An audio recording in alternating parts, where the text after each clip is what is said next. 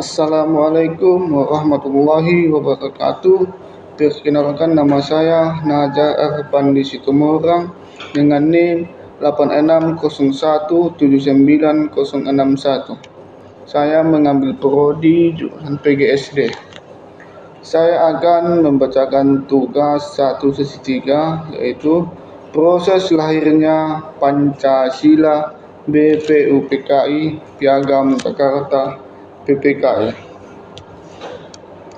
Pada tanggal 1 Juni 1945 digelar sidang Badan Penyelidik Usaha Persiapan Kemerdekaan Indonesia atau BPUPKI.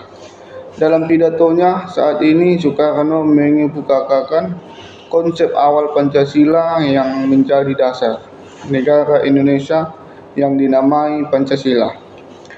Pada saat itulah istilah Pancasila pertama kali disebut. Saat itu ada 5 dasar yang disampaikan, yakni sila pertama terkait kebangsaan, sila kedua yaitu internasionalisme atau perikemanusiaan, sila ketiga demokrasi, sila keempat keadilan sosial, dan sila kelima ketuhanan yang Maha Esa.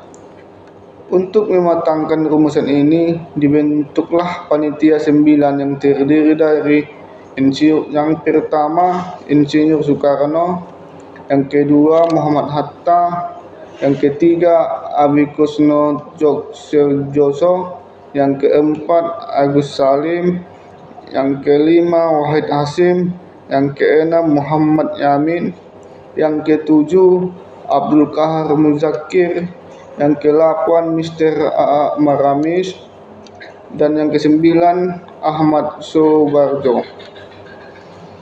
Pada tanggal 22 Juni 1945, panitia 9 mengadakan sidang yang menghasilkan kesepakatan dasar negara dan yang tertuang dalam alinea keempat rancangan preambul, yaitu ketuhanan dengan kewajiban menjalankan syariat Islam bagi pemeluk-pemeluknya, kemanusiaan yang adil dan beradab, persatuan Indonesia, kerakyatan yang dipimpin oleh hikmat kebijaksanaan dalam permusyawaratan perwakilan, dan keadilan sosial bagi seluruh rakyat Indonesia.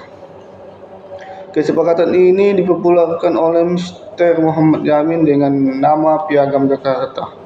Selanjutnya dibentuklah Panitia Persiapan Kemerdekaan Indonesia PPKI pada tanggal 9 Agustus 1945. PPKI dibentuk dalam rangka mempersiapkan kemerdekaan Indonesia, termasuk mengesahkan dasar negara Undang-Undang 1945.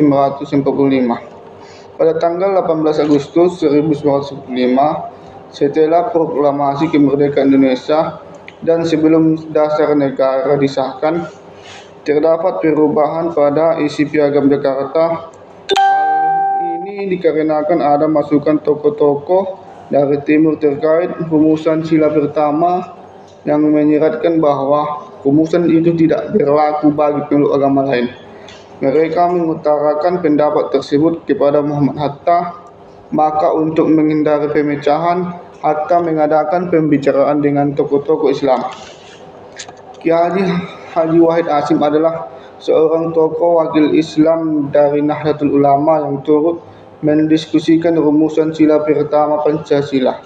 Kiai Haji Ahmad Wahid Hasim pula lah mengusulkan kepada para pimpinan Islam untuk mengubah asas ketuhanan dengan ditambah kata-kata yang Maha Esa.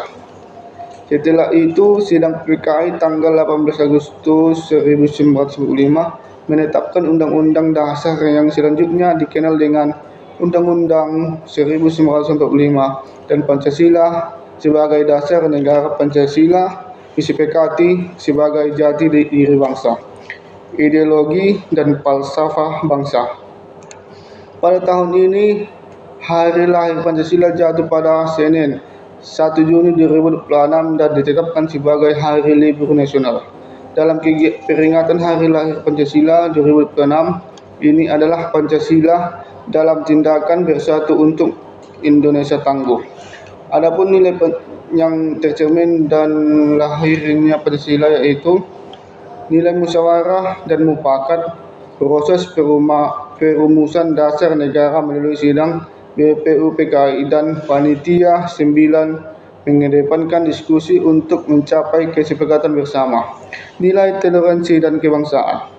Perubahan sila pertama pada Piagam Jakarta menjadi ketuhanan yang Maha Esa, mencerminkan sikap toleransi dan komitmen menjaga persatuan bangsa atas kepentingan golongan. Selanjutnya, nilai nasionalisme dan cinta tanah air. Para pendiri bangsa mendahulukan kepentingan negara di atas kepentingan pribadi demi tersapainya kemerdekaan. Adapun refleksi pribadi dan relevan bagi generasi muda saat ini yaitu pentingnya toleransi, pelajaran berharga untuk saling menghormati perbedaan agama dan pandangan agar tidak terjadi pemecahan yang masih sangat relevan di tengah masyarakat majemuk ini. Semangat kebersamaan generasi muda perlu meneladani semangat kerja sama dan musyawarah dalam menyelesaikan masalah. Selanjutnya, penerapan nilai Pancasila bukan sekedar sejarah, melainkan pedoman berperilaku sehari-hari yang harus diwujudkan tindakan nyata oleh generasi muda. Itulah tugas satu yang saya kerjakan. Terima kasih. Assalamualaikum warahmatullahi wabarakatuh.